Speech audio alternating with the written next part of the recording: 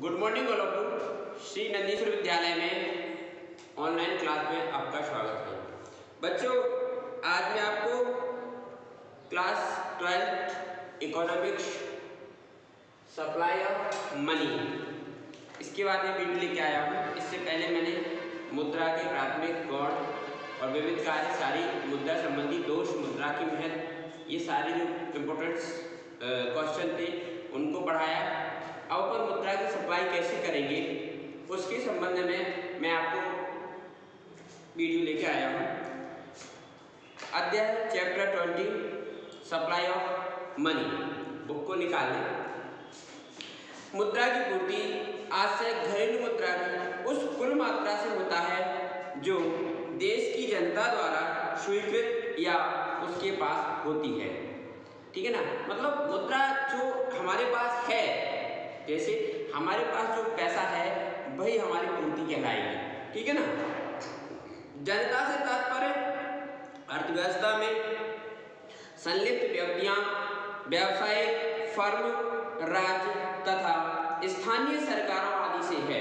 केंद्र सरकार, केंद्रीय बैंक, व्यापारिक बैंक को इसमें शामिल नहीं किया जाता है, क्योंकि यह तो स्वतः मुद्रा सृजित करने वाली एजेंसियां हैं। लेकिन केंद्रीय सरकार या केंद्रीय बैंक या व्यापारिक बैंक, इन्हें हम अर्थव्यवस्था में या मुद्रा पूर्ति में सम्मिलित नहीं करते हैं, क्योंकि यह स्वयं मुद्रा को सृजित करती हैं, मुद्रा का निर्माण करती हैं। जैसे रिजर्व बैंक है, रिजर्व बैंक में मनी यानी मुद्रा का निर्माण किया जाता है, तो हम उनको मुद्रा की पूर्ति में सम्मिलित नहीं करते हैं। केंद्रीय तथा राज्य सरकारों द्वारा केंद्रीय बैंक या कोषागार, कोषागार ट्रेजरी कहते हैं, इसको खजाना बोला जाता है। ठीक है ना, रखी गई नगद मुद्रा भी मुद्रा की पूर्ति में शामिल नहीं की जाती है, क्योंकि खजाने में तो संभव है कि गवर्नमेंट द्वारा या सरकार द्वारा जैसे ही ट्रेजरी में पैसा कम होता है तो मुद्रा को दोबारा निर्माण करके सृजित करके मुद्रा पूर्ति के लिए उसमें भेज दिया जाता है, तो इसे मुद्रा पूर्ति में शामिल नहीं किया जाएगा। इसी प्रकार व्यापार बैंक को नगद मुद्रा जो उन्हें अपने पास तथा केंद्रीय बैंक के पास रखनी अनिवार्य है तथा केंद्रीय बैंक की ना देने योग्य मुद्रा को भी मुद्रा पूर्ति में शामिल नहीं किया जाता है। किसी समय विशेष बिंदु पर मुद्रा की आपूर्ति से आशय उस कुल मुद्रा की मात्रा से होता है जो उस समय बिंदु पर चलन में होती है। यानी आज मेरे पास, यानी मेरे पास जो मुद्रा है जिससे मैं अपनी आवश्यकताओं की पूर्ति करता हूँ, वही मुद्रा को मैं पूर्ति में सम्मिलित किया जाए। जो चलन में है, इससे व्यवसाय कर रहा हूँ, जो कहना चाहिए कि कार्यशील पूंजी। ठीक है ना। मुद्रा की पूर्ति के अंतर्गत लोगों के पास कुल चलार्थ तथा लोगों की बैंकों में कुल मांग जमा राशियों को शामिल किया जाता है। जो डिपॉजिट है, जो हमारा व्यक्तिगत खाते में जो पैसा जमा है, वह मुद्रा की पूर्ति में सम्मिलित किया जाता है, चाहे बैंक में जमा हो, चाहे एफडी हो, या किसी भी खाते में आपके पास जमा होना चाहिए। ठीक है ना। केंद्र सरकार अथवा केंद्रीय बैंक द्वारा चलाई गई मुद्रा कागजी नोट तथा धातु सिक्कों के रूप में भी होती है। ठीक है, आपने देखा होगा कैश कागजी नोट भी होते हैं और सिक्के भी होते हैं, तो कई लोग सिक्कों के रूप में रखते हैं, कागजी नोटों के कैश के रूप में रखते हैं। ठीक है, इनको मुद्रा के रूप में या इन्हें मुद्रा रूप में स्वीकारा गया है। अगला है, आगे और है, यह विधिग्राह्य मुद्रा होती है, यानी यह लीगल मुद्रा है, यानी इसे मान्य है, तो गवर्नमेंट द्वारा इसे, यानी आपने नोट देखा होगा, मुद्रा देखो, उसमें लिखा है मैं धारक को इतने रुपए देने का वादा करता हूँ। वो कागजी जो मुद्रा होती है उसमें लिखा रहता है जितने का नोट है, आपने देखा उसमें 10 लिखा है कि धारक को 10 का रुपया दो, 10 रुपये में ही वह नोट चलेगा। 100 का लिखा है तो 100 में चलेगा, 500 का लिखा है 500 में, और अगर सिक्का है उसमें 1 का नोट छपा है तो 1 में चलेगा, 2 का है तो 2 में चलेगा। ठीक है ना। तो आगे है, क्योंकि इन्हें चेक के द्वारा बिना किसी प्रकार की सूचना दिए चाहे जब निकाला जा सकता है। इस प्रकार यह नगद मुद्रा के समान ही तरल होती है तथा इसे कुल मुद्रा की पूर्ति का एक अंग समझा जाता है। जब भी जितने भी आपके बैंक में जमा है मुद्रा, उसे आप जब चाहे तब उस बैंक में से उसको निकाल सकते हैं और उपयोग में ला सकते हैं। ठीक है ना। नेक्स्ट है, यहाँ एक बात और समझ लेनी आवश्यक है कि मुद्रा की पूर्ति की धारणा स्टॉक तथा प्रवाह के संबंध में होती है। स्टॉक मतलब जो हमारे पास स्टॉक में रखी है, संग्रहित है, इस संचित करके रखी हुई है वह किसके रूप में प्रवाह है, मतलब हम अपने व्यवसाय को आगे बढ़ाने के लिए, प्रवाहित करने के लिए, डेवलप करने के लिए अपनी जो स्टॉक में रखी मुद्रा का उपयोग आसानी से कर सकते हैं। जब मुद्रा का अध्ययन किसी समय बिंदु के संबंध में किया जाता है तब यह स्टॉक या स्टॉक कंसेप्ट कहलाती है। यह कहना कि इसमें इस दिनांक को मुद्रा की पूर्ति इतनी है तो यह स्टॉक धारणा कहलाएगी। ये सही बात है, आप ये कह सकते हैं कि इस दिनांक तक मुद्रा की पूर्ति इतनी है तो ये स्टॉक दिनांक कहलाएगी, स्टॉक मनी कहलाएगी, कंसेप्ट कहलाएगा। आगे है भारत में मुद्रा स्टॉक की माप। अच्छा क्वेश्चन है बच्चों, मुद्रा पूर्ति के संबंधित आंकड़े रिजर्व बैंक ऑफ इंडिया ने कुछ वर्षों से दो श्रेणियों में प्रस्तुत किए हैं। नंबर 1 लोगों के पास कुल मुद्रा, नंबर 2 कुल मौद्रिक साधन, यानी लोगों के पास कुल मुद्रा कितनी है। हालांकि गवर्नमेंट को सब मालूम रहता है क्योंकि सब कुछ आज ऑनलाइन है। आपकी प्रॉपर्टी है तो ऑनलाइन है, आपका कैश पेमेंट है या कैश रिसीप्ट है या कैश डिपॉजिट है तो वो ऑनलाइन है, आपकी अगर लैंड है, भूमि है, भवन है, सब कुछ आज आपकी चल अचल संपत्ति ऑनलाइन है। तो गवर्नमेंट को सब कुछ मालूम रहता है कि इस व्यक्ति के पास कितनी मुद्रा है, ठीक है ना। लोगों के पास कितने साधन हैं मुद्रा अर्जित करने के। आकलन में निजी व्यक्तियों के पास करेंसी, लोगों की बैंकों में कुल मांग जमा राशियों व रिजर्व बैंक के पास कुछ अन्य जमा राशियों को शामिल किया जाता है।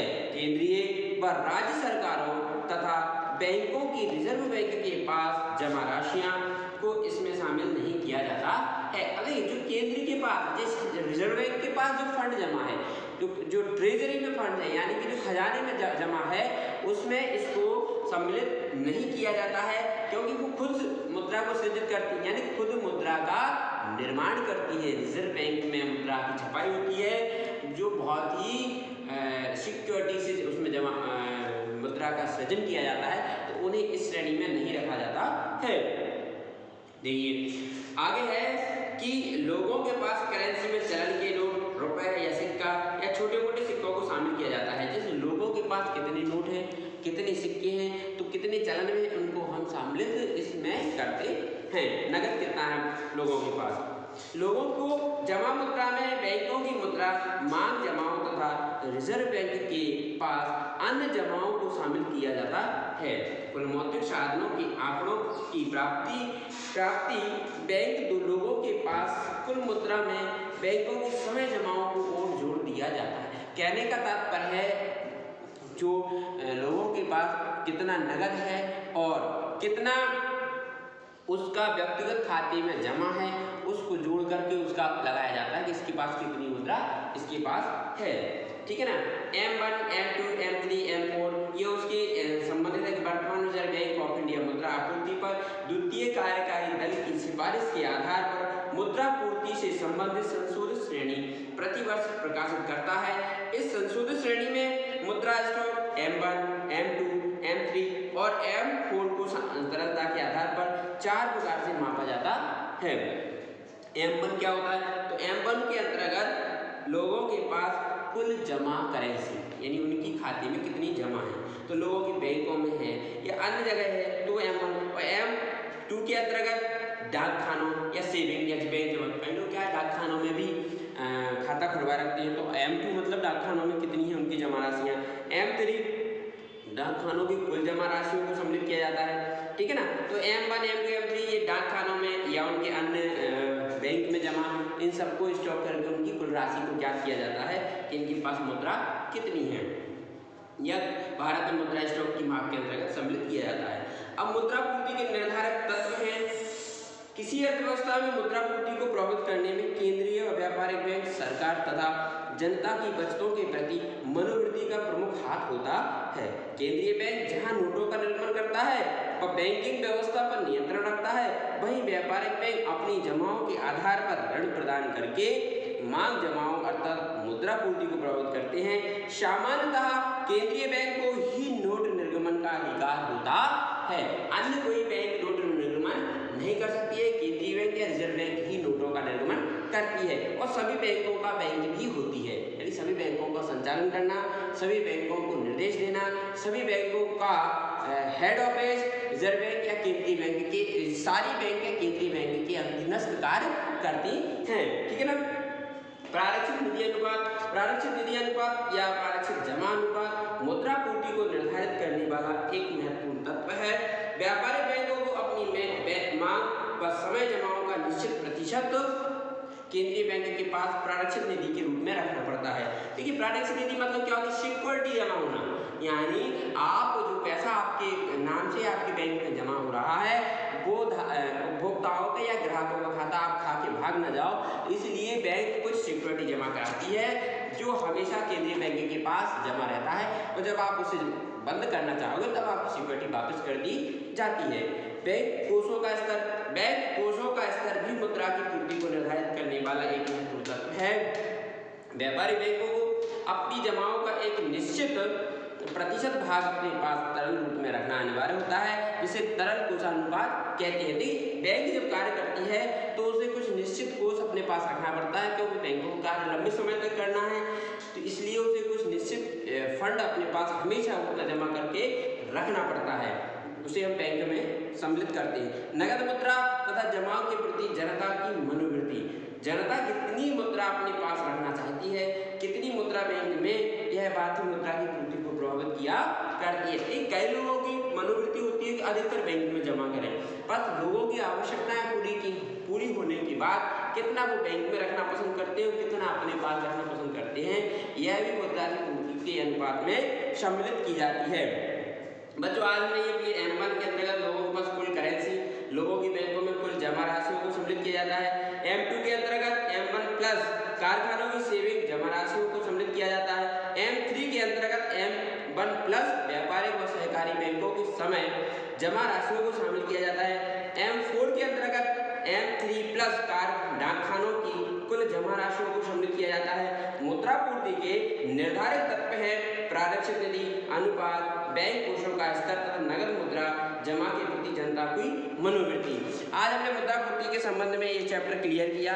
इसमें संबंध में जो भी आपको समझ में नहीं आया हो, आप विद्यालय में आके संबंधित शिक्षक से संपर्क कर सकते हैं। तब तक आप घर पे आइए, स्वस्थ रहें, मस्त रहें। जय हिंद।